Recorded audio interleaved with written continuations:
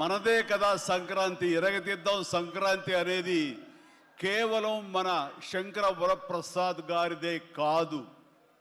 ఈ సంక్రాంతి మొత్తం మన తెలుగు పరిశ్రమ అవ్వాలని మనస్ఫూర్తిగా కోరుకుంటున్నాను. అందరికీ డార్లింగ్, ఇందా మన అనిల్ చెప్పినా, ఎవరు చెప్పినా, ప్రభాస్ రాజా సాబ్ కానీ,